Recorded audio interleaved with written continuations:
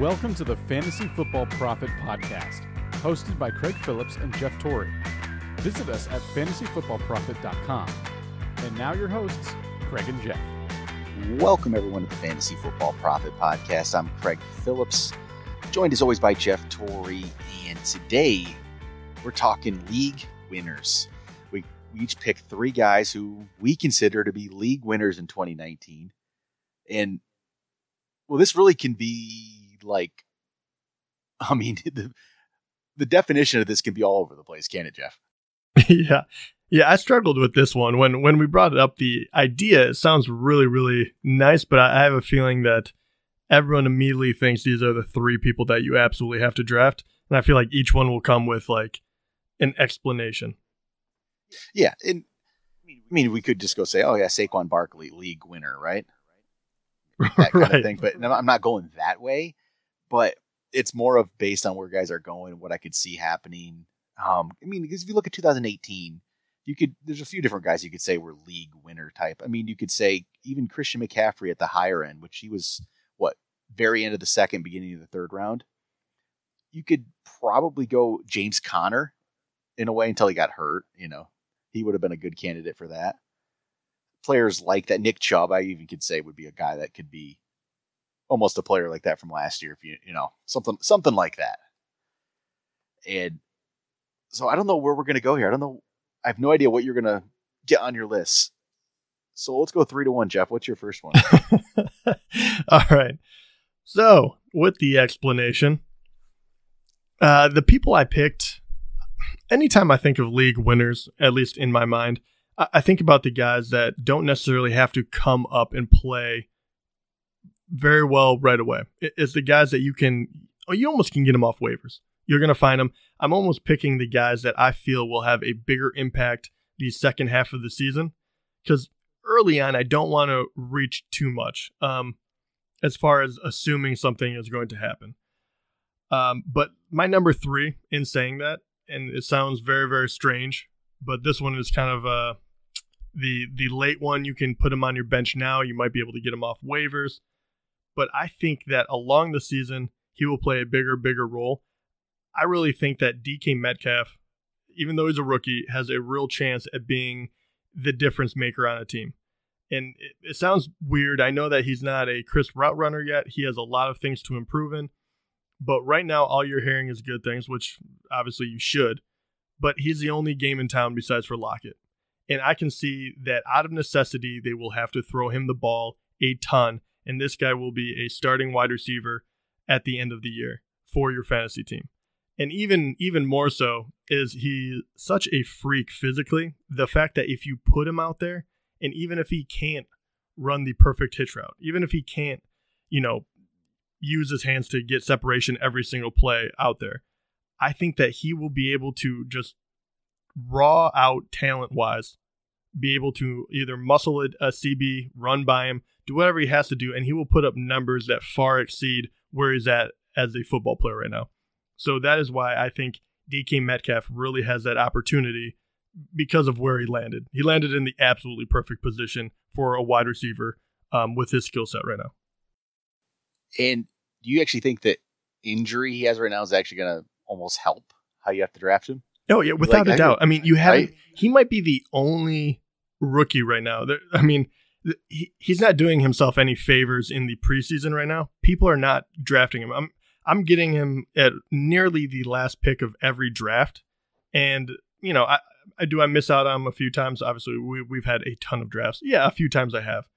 But I really think that you can get him so late that this is like a no-risk situation. And this is also why, man, I can put all my attention towards the home run hitters if I want, and then grab this guy late. And he might end up being in my starters when, mid-season comes around.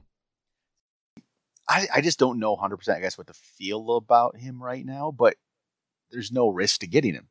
So I like picking him up in that way. I mean, the guy, the talent there is ridiculous. It really is. And I'm trying to see right now where he's actually still going, if he's even getting, he's not even like on the, I'm looking at this ADP right now. He's not even on the board anymore. He's on the board right now. Yeah, I have him being average draft position. Looks like he's being drafted as the 46th wide receiver right now, and he's ranked 59th. I'm by far his biggest fan, I think, at this point.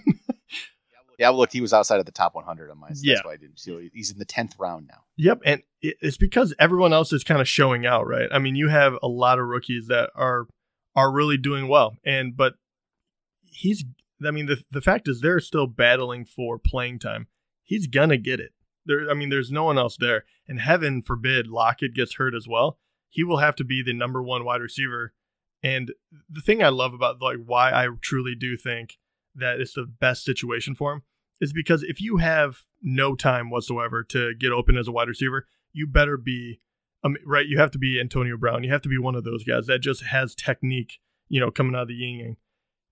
DK Metcalf playing with Russell Wilson, who can extend the play, get out of the pocket, and it's very difficult to stay with a guy that strong and that fast for even if he's not making crisp cuts. So I really do think that this is just happenstance by what team he plays for this year. Yeah, and it's the team. If people are so down on like Russell Wilson because they think, well, they're just a run team now, they're not going to do anything. Man, people just I don't think it's going to quite go that way. I really don't. They're going to throw the ball. Metcalf, if he's as talented as it looks, he's going to make it work. It just, but like you said, it's going to be later in the year, right? Yeah. Don't assume the first 3 weeks you're going to see fireworks. It'll take him a little while to get into it, but also, hey, that's why you can get him this late, and that's kind of why I think that, in a weird, my explanation way, why I think that he could be a league winner because of where he's going, and pretty much, as long as you can stash him for a few weeks to figure out what he is, that's the type of guy I want. Because, like I said, you can't say Saquon because you might not even be able to get him. It's a very weak, league winner. So I'm going to go with my number 3, who is going to be Mark Ingram. Actually made my list. Oh, well, I like that. Yeah, and I just think people are really just not excited about him. They're down on him for some reason. He's running back 23 right now, which, man, to me, he's going like what, the 4th round I seen on Fantasy Football Calculator right now. So you're getting him as worst case your second running back, but that's usually not okay. Even in this, how many times did you get Mark Ingram in those the relegation league drafts we did? You're getting him late. It's more like a 5th round, I feel like, as your 3rd running back. And I think he's going to have a great season. I love Lamar Jackson. I love running backs with running quarterbacks. It just works out all the time, I feel like. I think Mark Ingram's going to have a big season. And, okay, if he gets hurt, I'll almost say, I think Justice Hill would be a massive pickup, just a huge pickup. He could be a true league winner if Mark Ingram got hurt. Guys not being drafted way down. He's the one who maybe could step up. I don't think it'd be Gus Edwards. I think it'd be Justice Hill. Right. And that's why I find this so difficult to talk about, because I feel like so many times it is a trade that happens or an injury that opens up the lane, and then a truly talented backup gets his shot. And that's kind of why, obviously, I don't think Ingram will get hurt.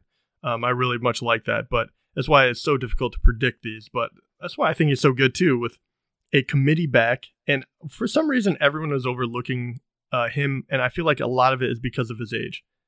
They hate the fact that he is an aging back, but at the same time, I just feel like too many people use that as a reason to discount him. Yeah, it's something about Mark Ingram. I don't think anyone's ever been in love with Mark Ingram as a running back in the NFL right now. Sean Payton didn't love him. Just never seemed like he wanted the team.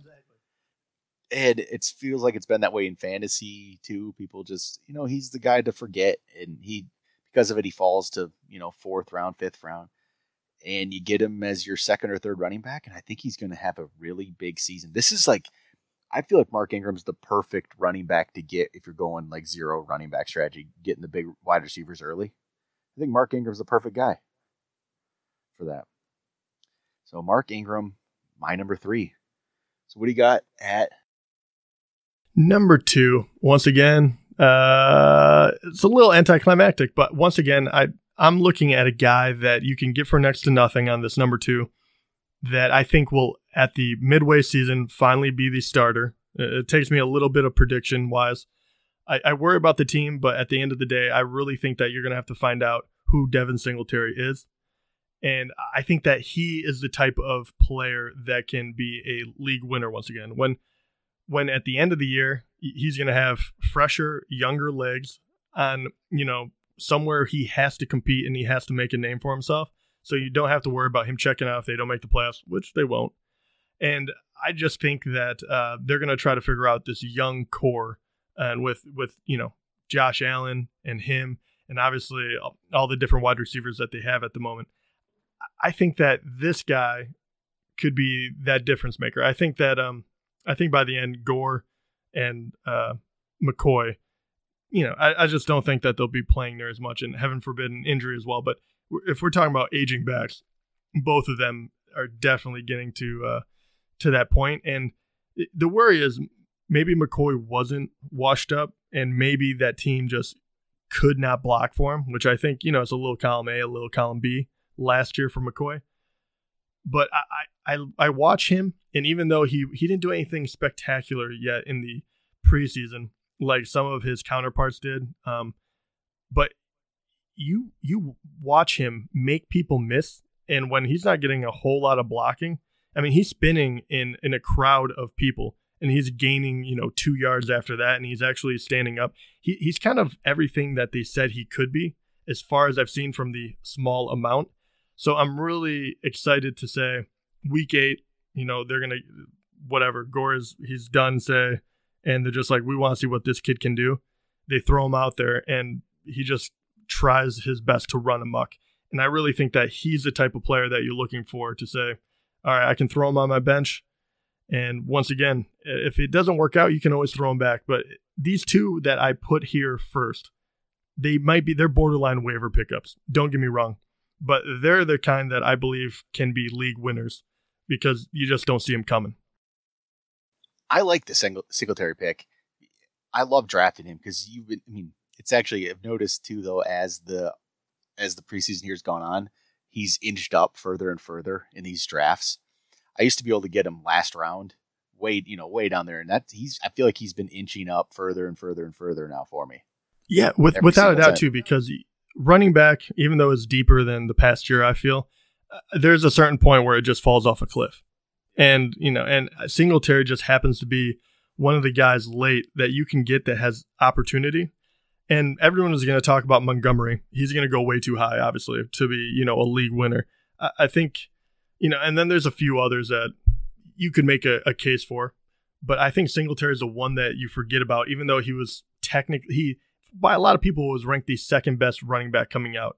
So as long as the Bills don't scare you off completely, he's definitely one of the guys you should watch for. So my number 2.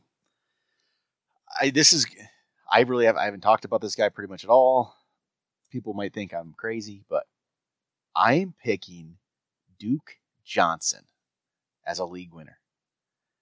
I think he's extremely talented. I've always thought that. I just never thought he got an opportunity in Cleveland. And you know what? I don't think Lamar Miller's any good. I don't think that's a surprise to you, Jeff, is it? No. I absolutely love this pick. I'm kind of waiting to see how far up he springboards. But I absolutely love it because I 100% agree with you. I mean, how many years have we been talking about Lamar Miller and how he shouldn't be a primary back? Right? And that's the only reason we liked Foreman. Foreman was fine, but we liked him more because he thought he could take over for Lamar Miller. And Duke Johnson, okay, yards per carry, it's kind of hard to really, judge it. Last year he had 5 yards carry, but he's never really had like a lot of work, It's hard to say, 5 yards per carry. Look at that. You should do that. You'll do that. But no, that's not really truly what'll happen. But I think he's a really talented running back. If given an opportunity, why can't he succeed? Like, I almost look at what Damian Williams did last year. So Damian Williams is, didn't do much in Miami for years and finally gets a little bit of opportunity in Kansas City and shows what he could do. Duke Johnson, I feel, is better running back. I believe he's better than Damian Williams. I believe you put Duke Johnson in Damian Williams' spot, and Duke Johnson is just as good, if not better. And I think he will get that chance I really think he's going to show that he's better than Lamar Miller. And the offense, I mean, Deshaun Watson, DeAndre Hopkins, Will Fuller, Keke Coutee, that's an offense you want to be in. Duke Johnson's going to be a really good player this year, and he's going to start moving up my draft boards. Yeah, and I grabbed him in a bunch of our relegation leagues whenever I could. It's still kind of weird, like no one knows exactly where he's going to go. So, you kind of have to make that distinction of, all right, now is the time to make a move on him. But the thing I truly love about Duke Johnson as well, and it's the reason why, Cleveland wanted to hold on to him for as long as they can, but he's terrific out of the backfield as far as catching the ball. And I just feel like he is the perfect fit for Houston, who obviously can do a lot of great things through the air, and especially when you have a quarterback that is mobile as well. Already, I mean, in 2017, 2018, he kind of got eclipsed, right? You had a lot of running backs in Cleveland, obviously between Chubb and Hyde, and then so his numbers got slashed a little bit. But the year before that, 2017, when he was number 2, he still only got 82 rushes, right? So if all of a sudden you're giving him 200 rushes, what could you possibly do with it? He turned 82 into 4 touchdowns, 348 yards, which was 4.2 yards per clip. Nothing to write home about, but not bad. But on the other side of the ball, he caught 74 balls for nearly 700 yards and 3 touchdowns. This is where I think he can really gouge it, even if Lamar Miller isn't ready to step away, the first half of the season. I think eventually Duke Johnson will be in a split with him, where I think that rushing the ball, but I think receiving, I think he's already better than Lamar Miller. And I know a lot of people out there love Lamar Miller, but he's just much younger too. And if you can throw him out there as another wide receiver and use him that way, especially with Will Fuller always going down, with Keke Coutee going down last year, and they don't, the tight end situation is just whatever. I think that he has a chance to be a huge receiver in that offense, and that's why I really, really love him, even if they're not ready to move away from Lamar Miller quite yet. I just this won't be right away either. This is as the season progresses kind of a thing, and should be. I think it'll be good for Duke Johnson. So I guess we're to number 1 already. Who you have here, Jeff? Number 1, and this one is not a rookie and not someone that you can wait on all the way. But I really believe that people are sleeping on Latavius Murray. We talked about him, and he just hasn't raised in the rankings at all. I mean, to the point where a lot of the rookies, like even David Montgomery, shot way ahead of him. I'm glad that Mark Ingram did. But even Tevin Coleman is technically ranked ahead of him. Lamar Miller, I just think that stuff is unforgivable. Right now, he's being drafted as the 33rd running back. I have him ranked much higher. Heaven forbid something happened to Alvin Kamara, but he would immediately, be a top 15 back. I mean, just by sheer numbers alone. But I truly believe that this guy will hover around a top 20 running back, and you can get him much lower in the draft than a lot of these other guys that you would have to pick up, like a Josh Jacobs or Sony Michel, or whoever you want to name really around that area. And once again, it's completely backed up by the fact that where he's at, he's a physical back. He did relatively well everywhere he went, and he fits the offensive scheme that the Saints love to do so much. Alvin Kamara, they don't want to overload him too much. So they're going to give this guy a ton of carries still, and they'll give him a shot around the goal line. It's not going to just be Kamara all day. And then you look at what Mark Ingram was able to do, just to reiterate, because I know I've talked about this before, but Mark Ingram, when he played a full season, it was 4 years in a row that this guy was a top 15 back, if not better. So 15th, 10th, 6th. And then last year, he was still a top 30 with missing 4 games. So even if he's not as good as him, he could easily be a borderline running back 2 that you can get for, in the mid rounds where really it's just, and me and Craig were talking about this, round 7, 8, 9, absolutely, there's not a whole lot there. It's kind of a weird part of the snake draft. Latavius Murray could be taken right before that or hopefully like around the 7th or something like that. And I just think that he is going to be a huge piece to a team that wants to win. If he takes over that Mark Ingram role fully, he's going to be good. He doesn't even. I think he's a fairly talented running back. He's maybe, I would even say he's slightly above average, right? He's not great. I wouldn't even know if he's slightly above average, which in that offense is good enough to make you a very valuable player, I think. And they do not want to use Alvin Kamara, for as many touches as some of these other top running backs get. They don't want to use him that way. They've shown that. He's actually never done it in his entire career. College, pros. He's never shown that he can get a large amount of touches.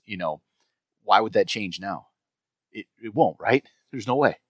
Right. Pretty good track record of what he can do. I think you're absolutely right. I'm not saying that he is an amazing football player. He should be talked about with the top 10 running backs. He shouldn't. But the thing is, he just fits so well, and his physical attributes are the big part here, where he just runs downhill. He's very, very strong. You can use him in different ways than Alvin Kamara, and you can use him in order to beat him up when you don't want to put Kamara in that harm's way. And once again, I just looked it up just to make sure, but right now Latavius Murray is being drafted 80th overall. So that is right around, you probably have to get him in the 7th round. But 7th, 8th round is where you can grab this guy. And those are really the dead zones in snake drafts, especially if you're in a snake draft. I think this is a no-brainer pick. I got a pretty good tip if you're in a snake draft is stop doing that snake draft and turn it into an auction. And I guess we just did 25 snake drafts for our relegation league. Yeah, it is an easier thing to do. It's more convenient. But it's still, I don't enjoy snake drafts. Don't do it. I just don't enjoy it. Do you? I mean, of course, I enjoy every part of fantasy football, but I enjoy auctions way more. But I'm so glad we didn't have to do that. Can you imagine they're so much longer. Can you imagine doing like that many auction drafts? We would have been up all night, every night. And also, everyone that's listening that is in those leagues, thanks for, it was a great turnout. We have 25 full leagues for our relegation league. 25 leagues. That's 300 teams. It's insane. So it's going to be a lot of fun. And I don't know. I think we drafted interestingly in a few of them. Yeah, well, it is amazing. I'll say this. Everyone has their own kind of, picking who they like and everything like that. But when you draft with people who are at least in the general same mindset as I think that a lot of the listeners are, it makes the draft so much harder because I don't feel like anyone is drafting bad players or reaching, obnoxiously for one guy. I just saw a lot of good drafting where it made me change who I usually grab, who I want to grab. And I saw a couple teams out there where I was like, wow, they outdrafted me. Good for them. They did it. And it's actually cool. We have a lot of group chats going on and Instagram right now with the different leagues. So it's cool to see the interaction, and it should be some fun leagues. So can't wait to get going with that. But all right, I guess you should talk about my number one. Number one, to finish it off. So I guess people might have thought there could be a couple names here. Maybe somebody thought I'd put Aaron Jones because apparently I am not like the Aaron Jones guy. I don't know. It happened somehow. I'm the Aaron Jones guy. People might have expected Miles Sanders. I didn't put him. Miles Sanders has increased a lot. Yeah, I thought that's who you would say. No, he actually was originally on my initial list, but I'm looking at Fantasy Football Calculator, and he's going in the 5th round now. That's no deal for him. No, I liked where I was getting him, later on, like the 8th round at one point, and he can turn around and be a good player later in the year, and I still believe that'll happen. But you're almost paying for it now. I don't like that. And like Aaron Jones, I love Aaron Jones, but I don't necessarily think you're getting a deal on him. He goes at the end of the 2nd, beginning of the 3rd. That's a good spot for him. That's probably where he should be because he hasn't fully done it yet. So it's hard for me to pick him as a league winner where he's going right now. I still believe in him quite a bit, but I'm going to go with a guy who, he's been the most talented running back for the last 2 years, the best running back for the last 2 years. I'm going Todd Gurley. I was going to say, and as soon as you said it wasn't Miles Sanders, I was like, he's going for the second round, round stud. It's okay. Right now, I have a little condition on this thing almost. So Todd Gurley right now on Fantasy Football Calculator is going 11th, and on actually Fantasy Pros he's up to 8th on ADP. Man, it's what this is second round. Todd Gurley is a league winner. And he's still going to the second round in a lot of leagues. If you can get Todd Gurley beginning of the second round, I think you're going to win your league. It's okay. I'm not going to say, even though we call this episode League Winners, it's more of this puts you in the playoffs, right? Yeah, without a doubt. I mean, I shouldn't say without a doubt, but it's a toss up once you get to the playoffs. Playoffs are a toss up, right? And basically, you're getting one of the most talented players that we've seen in the past 5 years. And then you're also pairing him with another unbelievable player. So you just have an automatic advantage as long as he doesn't get hurt, which for some reason people are banking on. So, and I get it. The arthritis, the knee. I get it. It's a worry. His touches aren't going to be as much probably. But this isn't just like a thing where this is going to probably derail his career a little earlier than it should. He's not going to be, playing into his 30s, but it's not going to stop him this year. The touches will be a little less, but he's still Todd Gurley. He's been the best running back for 2 years. I don't see that changing. You get him in the beginning of the second round, you are in a great position. So right now he's going after James Conner. Why doesn't James Conner have these? Why aren't you worried about James Conner? He got hurt. He was hurt last year. He's only been the back for one season, not even the full season. Jalen Samuels showed that he could go in there and play just as well. Why is James Conner such a better bet than Todd Gurley? I don't think he is. I would take Todd Gurley all day over James Conner. I'm not saying James Conner's a bad pick, but I'm picking Todd Gurley all day long over James Conner. Yeah, me as well. And even, Le'Veon Bell. There's question marks there. He hasn't played for a full year. He's on the Jets now. There's some questions, but it's just automatically going ahead of Todd Gurley right now. And man, I've heard a lot of people just like legitimate fantasy football experts on different podcasts, different shows that are just down on Gurley and just think he's not gonna. You're going to be disappointed. I actually heard it on a podcast today. I was listening to the Harris Football Podcast, and Eric Karabell, from ESPN's on the show, and he says he thinks people are going to be. Their hearts are going to be broken by Gurley this year. I just don't see it. I mean, no, I don't either. But I do get where they're coming from because you're just assuming he's going to be drafted in the first round. So you're wasting that number one pick on someone they're assuming is going to get hurt.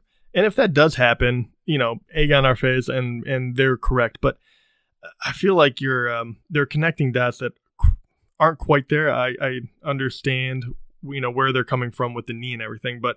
I mean, really, if it wasn't, once again, if they didn't make the playoffs, if that team didn't make the playoffs somehow, and, you didn't watch him get held back for the final 2 games, this wouldn't even been a question. He'd be the clear-cut number one all day, every day.